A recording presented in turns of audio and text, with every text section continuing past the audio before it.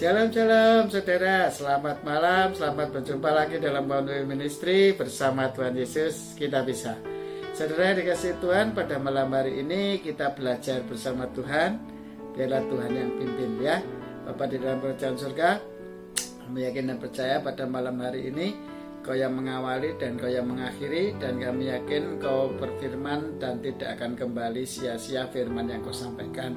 Dan kami yakin semua berdasarkan apa yang Roh Kudus mau atas setiap kami pendengar-pendengar firman-Mu dan hamba-Mu yang menyampaikan hanya sebagai sarana untuk kemuliaan nama-Mu. Pimpin kami, kuasai kehidupan kami untuk kemuliaan nama-Mu. Ampuni semua dosa dan kesalahan kami jikalau kami kurang berkenan di hadapan-Mu, dan pimpin langkah kami ini supaya tetap berjalan sesuai dengan rencana dan kehendak-Mu untuk menjadi saksi dan berkat bagi sesama anggota-anggota tubuh Kristus yang saling menguatkan untuk memuliakan Engkau sebagai kepala kami. Haleluya, amin. Shalom saudara yang dikasihi Tuhan. Pada malam hari ini kita akan belajar tentang nasihat ya. Nasihat itu biasanya manusia itu kalau menasehati kan karena jengkel, bisa ya. Karena jengkel dia menasehati anaknya, mamanya gitu. Dasarnya karena jengkel, dikasih tahu bolak-balik nggak mau melakukan, ya itu karena jengkel. Tapi ada lagi yang menasehati karena cinta, karena mengasihi, karena mencintai anaknya. Jadi anaknya salah dikasih tahu terus. Terus ada lagi yang dengan nggak jengkel saudara. Ya karena apa itu istilahnya itu karena kebiasaan aja. Jadi ya aku nasihati karena kebiasaan aja, karena kebiasaan menasihati gitu loh saudara. Nah itu biasanya kan ada begitu. Jadi ada 3 kriteria nasihat ya, terhadap anak, terhadap sesama, terhadap saudara seiman, terhadap gembala-gembala sidang, terhadap jemaat-jemaat Tuhan, atau orang-orang yang belum bertobat, atau orang yang sudah mengenal Tuhan Yesus tapi belum melakukan firman Tuhan, atau orang-orang yang sudah melakukan firman Tuhan, yaitu namanya menguatkan, bukan menasehati tapi saling menguatkan. Jadi diteguhkan, kamu harusnya seperti ini. Yo aku kemarin doa ya dapetnya seperti itu. Nah gitu saudara. Jadi nasihat itu ada macam-macam saudara. Tetapi memang Tuhan itu adalah jalan keluar bagi kita, solusi.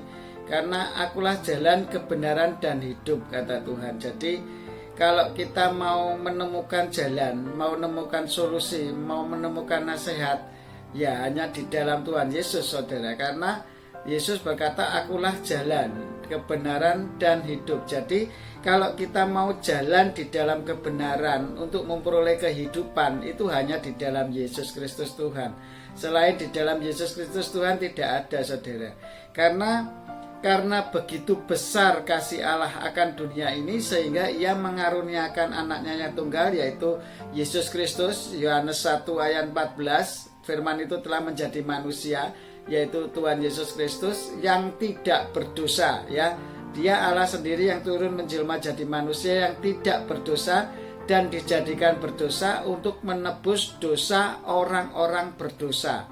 Nah, inilah pengorbanan yang luar biasa dari Tuhan Yesus Kristus sebagai teladan. Jadi dialah penasehat kita yang ajaib dan agung bagi setiap orang-orang yang percaya Tuhan Yesus saudara.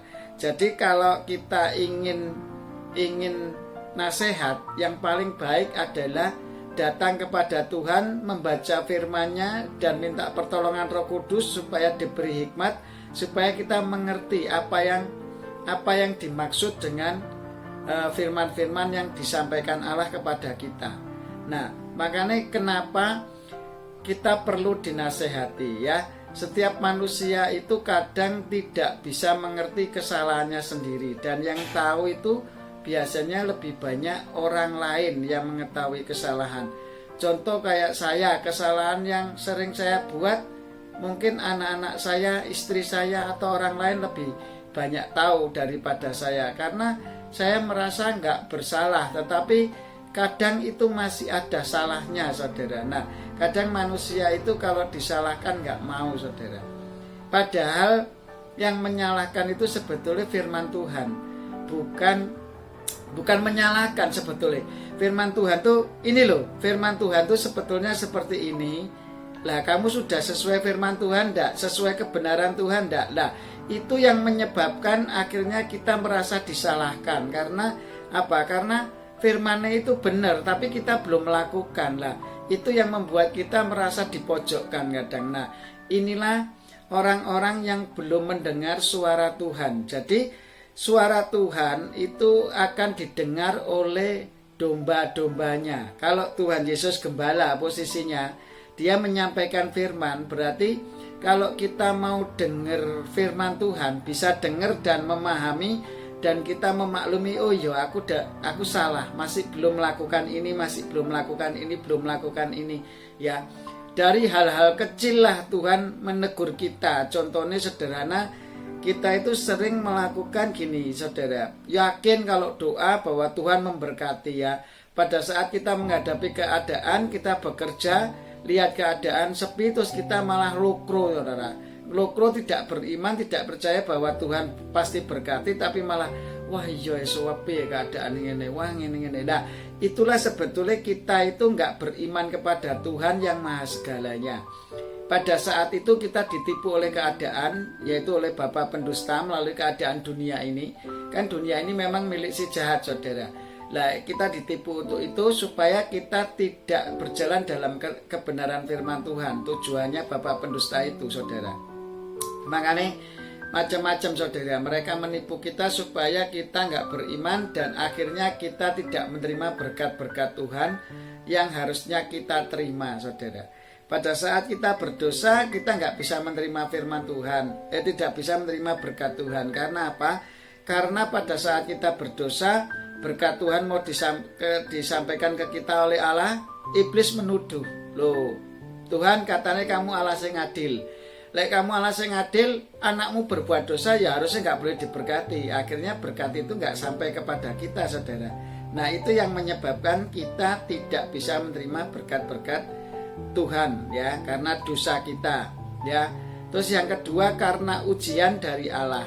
Allah itu bisa menguji kita bahwa hari ini lek tak gini tetap bisa bersyukur ndak. Hari ini kalau tak ngalami seperti ini ujian lah namanya. Kalau mau naik kelas itu dari kelas 1 kelas 2 gitu kan mesti ada ujian akhir lah. Itu sangat menentukan nilai-nilai selain ulangan harian gitu loh.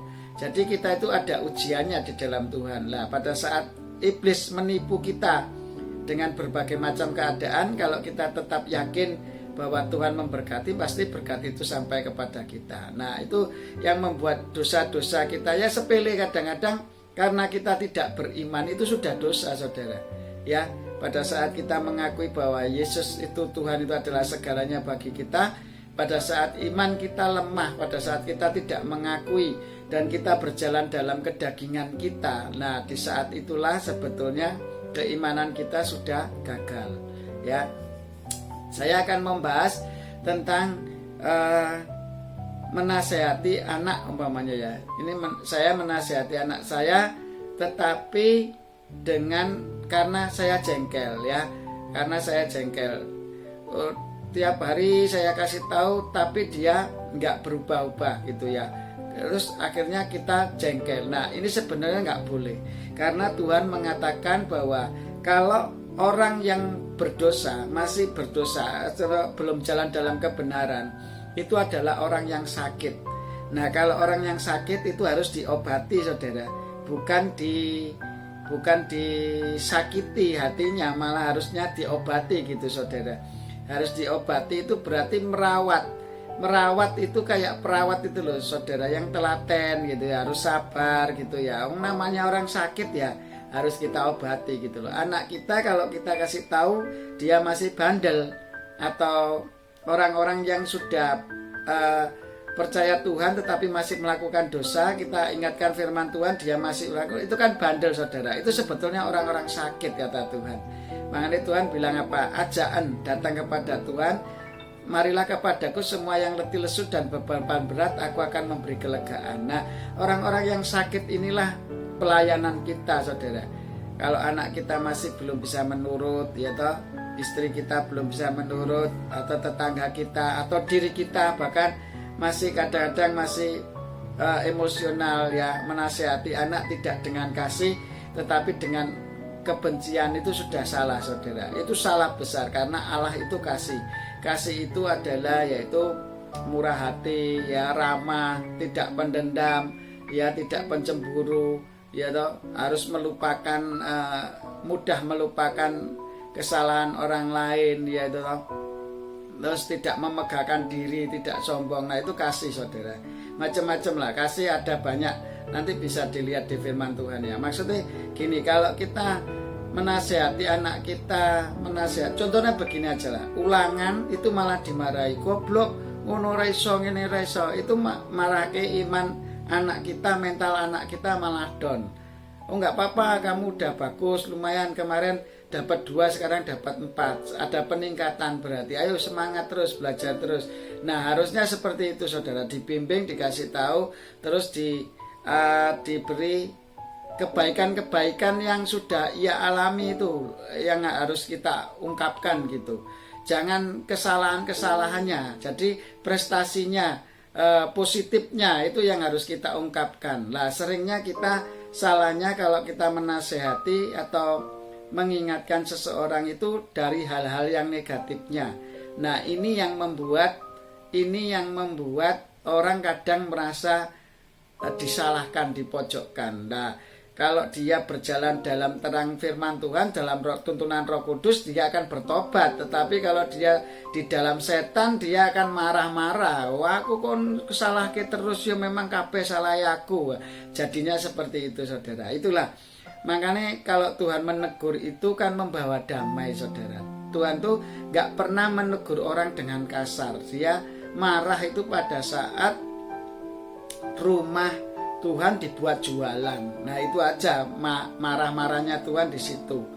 Ya, rumah Tuhan dibuat jualan gitu loh. Di apa itu merpati, jual merpati. Jadi Roh Kudus itu diperdagangkan gitu ya. Mamanya aku doake orang bisa sembuh gitu, terus aku minta bayaran. Nah begitu gitu loh saudara. Makanya ini kesalahan-kesalahan biasa ya hamba-hamba Tuhan ya. Orang yang melayani Tuhan itu ya, melayani sesama manusia, kata Tuhan itu adalah lebih berkat memberi daripada menerima. Seperti Tuhan Yesus ajarkan bahwa akulah teladanmu, pikulah kuk ya, pikulah kuk itu maksudnya kita menanggung dosa-dosa orang lain. Orang-orang yang bersalah kita doakan. Kok lalar gawe ya? Kalau orang Jawa Timur ngomongnya lalar gawe ya, apa nih? Kok peduli-pedulinya amat gitu loh. Orang kita doain syafaat, kita bangun pagi-pagi mendoakan mereka supaya mereka tidak berdosa, supaya mereka mengenal Tuhan, supaya mereka mengenal kasih Tuhan. Kok lalar gawe? Tapi itulah yang diizinkan Tuhan untuk kita sebagai orang-orang percaya Tuhan Yesus, yang percaya dalam hati dan mengaku dengan mulut bahwa Yesus Kristus adalah Tuhan, dibenarkan dan diselamatkan. Itu harus menjadi pendoa-pendoa syafaat setiap orang yang percaya. Makanya Tuhan Yesus ingatkan apa? Sak jamai mosok kowe ra kuat ra berdoa rek ngono lho. Turu tok ae uripe gitu lho. Makanya hidup kita itu sudah habis untuk perkara-perkara dunia lah. Untuk Tuhannya kapan? Kalau hal-hal rohani yang kita pakai itu tidak kita renungkan seperti Yosua 1 ayat 8, itu siang dan malam dan setiap hari kita baca, kita renungkan dan kita lakukan, ya nggak bisa kerohanian kita tumbuh saudara. Mau berakar, bertumbuh, berbuah gimana? Wong ditanam aja nggak pernah, ya toh. Baca firman Tuhan nggak pernah, muji nyembah Tuhan nggak pernah, ya toh. Melakukan kehendak Bapa, apalagi mau melakukan yang mana nggak tahu saudara, karena nggak pernah baca firman, nggak pernah baca rambu-rambu kebenaran daripada Tuhan.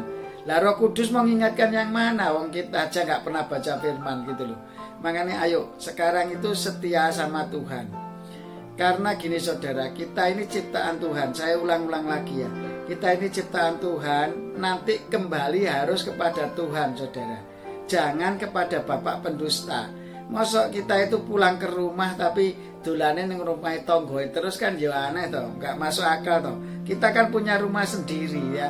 Kalau orang tua punya anak, punya orang tua ya, anak pulangnya ya ke rumah orang tuanya gitu loh. Masuk ke rumah tetangga, aku mau ganti orang tua lah, aku mau ganti orang tua, aku bosan punya papa itu, punya mama itu kan ya aneh saudara. Nah itu makanya kalau kita tertipu oleh bapak pendusta ya seperti itu. Jadi rumput tetangga lebih hijau daripada rumputnya sendiri. Jadi rumputnya kita itu jadi kering. Tapi ya namanya sejelek-jeleknya rumah sendiri itu tetap sweet home ya. Jadi rumah yang kita diberkati Tuhan itu ya tetap rumah yang menyenangkan kalau menurut saya. Nah begitu saudara. Kemudian nasihat yang kedua adalah nasihat karena ya kebiasaan aja, asal ngomong gitu ya. Nasihat yang asal ngomong ya itu nggak bermutu juga gitu loh. Makanya Tuhan inginkan ayo berjalan di dalam kasih. Kalau melihat orang yang berdosa, kalau melihat orang yang belum di dalam tuntunan firman Tuhan ya sudah. Kalau mereka diingatkan secara perkataan nggak bisa ya kita doakan saja. Karena kita semua itu ciptaan Tuhan. Jadi ya Tuhan yang mampu merubah kehidupan kita itu hanya Tuhan, Sang Pencipta kita. Mau kita di-upgrade, mau kita di apa-apakan oleh Tuhan ya biarlah Tuhan yang menciptakan. Makanya Tuhan bilang ayo datang kepadaku, doa syafaat kepadaku, nanti aku yang bekerja. Makanya sebetulnya ikut Tuhan itu luar biasa loh saudara, enak loh.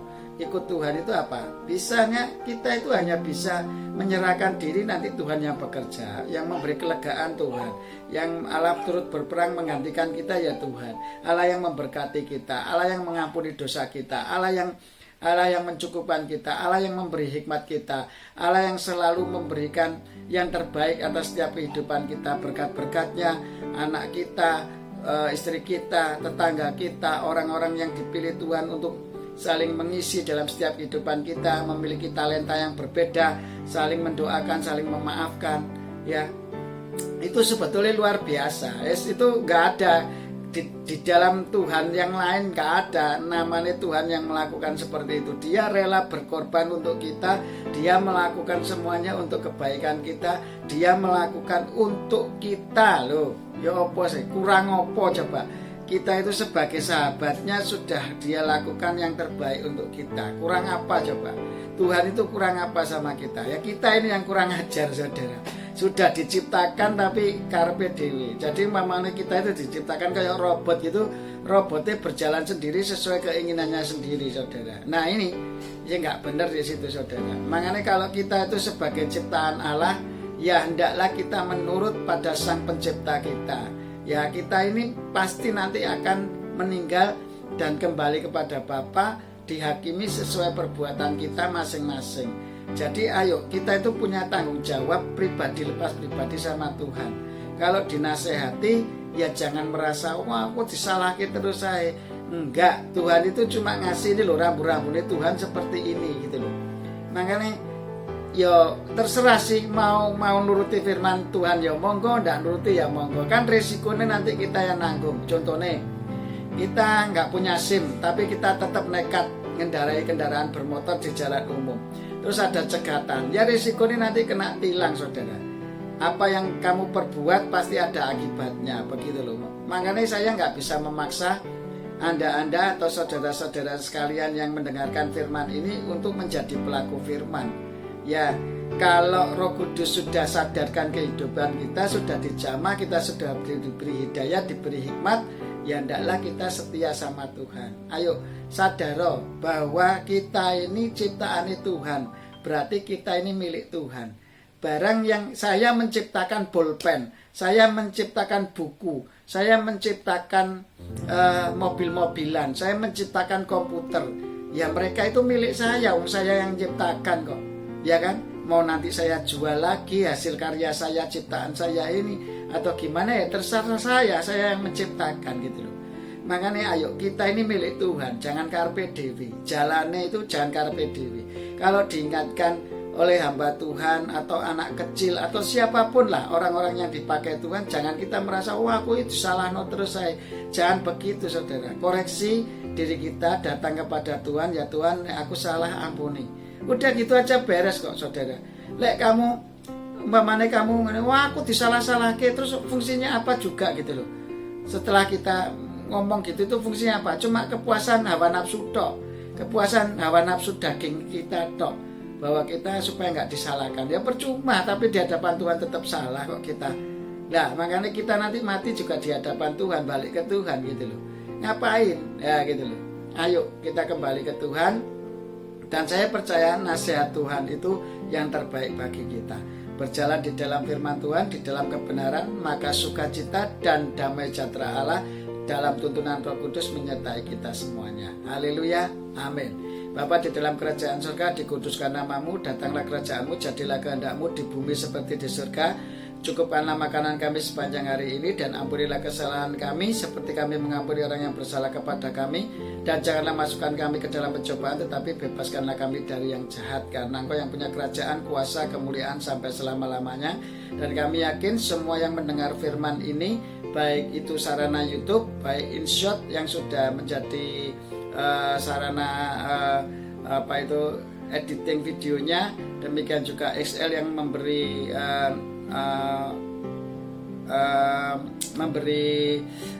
roamingnya atau internetnya, dan demikian juga subscriber dan viewer yang sudah melihat ini semuanya dalam berkat Tuhan. Di dalam nama Yesus kami sudah mempersembahkan tubuh kami sebagai persembahan yang hidup, kudus dan berkenan di hadapan-Mu sebagai ibadah yang sejati.